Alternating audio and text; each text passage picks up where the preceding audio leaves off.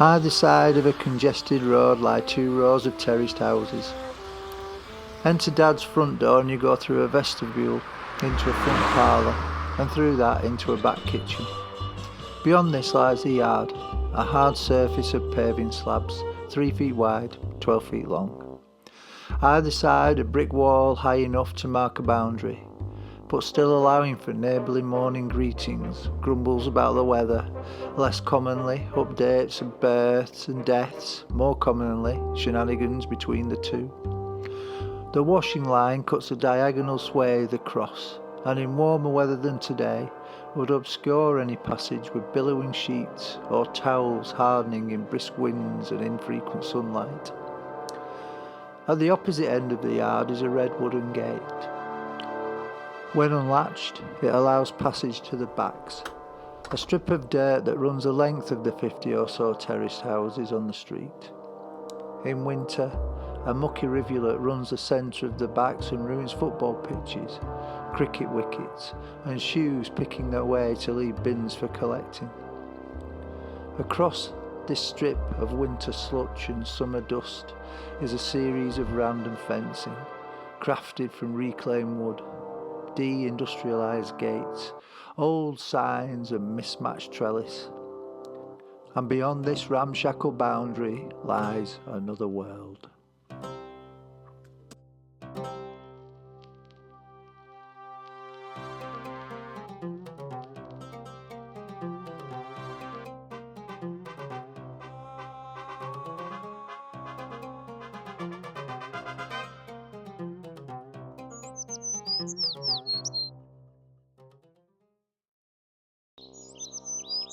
The world of the pens has existed as long as the houses. The earliest block built for farm labourers. The strips of smallholding fenced from the agricultural land was way beyond them. These pens offered subsistence, not gardens for pleasure but for food. A space to swap wage labour for graft paid in root vegetables, fruits and leaves. The terraces grew tenfold to accommodate the reapers of a 300 million year old harvest in subterranean fields. Coal brought new inhabitants from the surrounding fields, from Wales, Lithuania, Poland, to hew the rock, formed in ancient sunlight and cloud their own with its belching murk. Within the pens, these slivers of dirt open to the skies allow more than food on plates.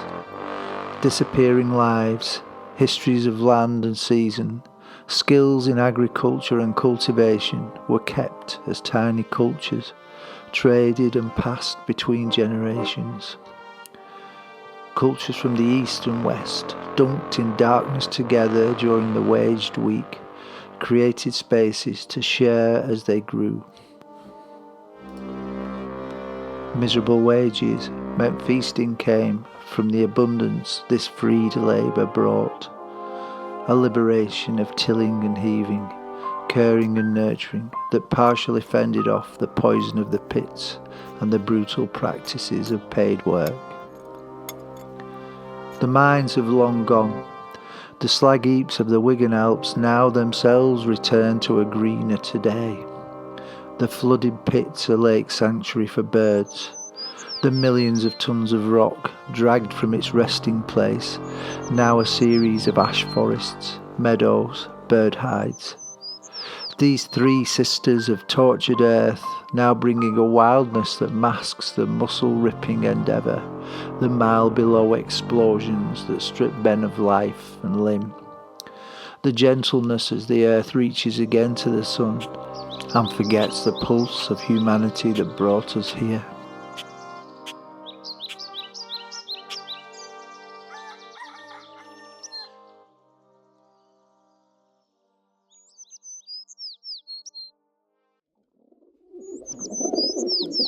In the pens, some legacy remains of these unfolding communities of families and their struggles to survive. Here in the pen we continue to grow, if less now, different now. More of the land beyond the still trembling fences is given to lawn, furniture, to recline, trampolines, to bounce, flowers, inedible plants. Bird tables offer pet warehouse grain and seed to replace the seasonal abundance lying amongst tilled soil, crawling about leaves and bark. Lost now are my own gnarled child hands, black from digging, spud patch, weeding, scratched by nettles, soothed by docks. But by that old potato patch, now mowed, not struck with spade, is a strip of history. 50 golden crowns that shock a history of another world and reminds us of the fleeting nature of our own. Rhubarb. In a strand of earth that runs the length of the pen, this leafy, waist-high forest was the first thing our octogenarian neighbour showed us as he passed on the pen. In the mid-1970s, Mr. Davis, a miner for 50 years and growing for all those and more, waved his arms about these vain swathes of greenery. Russian gold, he told us, flourishing when he took the pen on the late 1920s, bursting with late summer growth now as he showed scant regard to the rest of the plot. As we took in the fruit bushes, the onions laid out, the coal frame made from some demolished house windows decades earlier, we came back again and again to the rhubarb. Into the shed, then as now a series of old doors and one grimy window, dominated inside by an oil-soaked sleeper bench, the air rich with oil and of wooden-handled tools worn smooth by never-ending activity. It was to the grimy window we went. Great view of the rhubarb, he said. These crowns were the touchstone to a whole lost history, of dipped stalks in sugar, of Mrs. Davis's crumbles and pies, of ruddy-coloured wine and summers sipping away a sunset. He talked of trading these riches, wrapped in newspaper, a prize from the East. He told us of stalks in jackbit tin, consumed a mile beneath the sunlit earth and bringing just a little light to that darkness.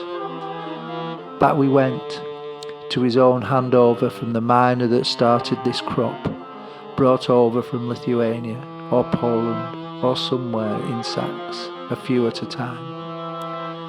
The times when the Baltic farms gave labour for summer and the Lancashire underground fields took the rest for winter.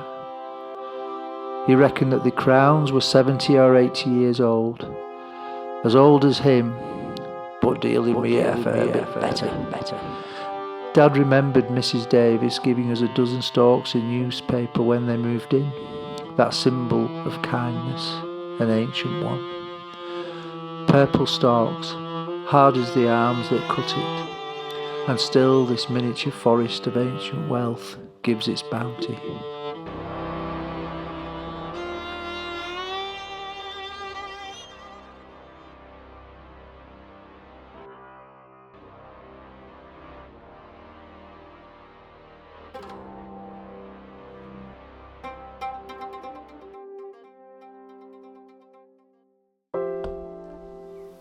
These huge, waving, poisonous leaves, the proud and relentless stalks, the pulse of a lifetime of which our own is only fleeting.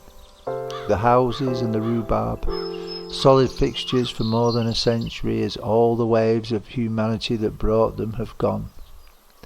Back out of the pen, across the backs, over the yard and through the house, and onto a road now choked with a blue smog of Saharan oil, replacing the murky haze of coal fires. The parting gift, if you time it right, the newspaper's packaged stalks of Russian gold from Dad, himself the octogenarian. The headlines change in that inky wrapping, but an ancient thread runs through those veins, and ours.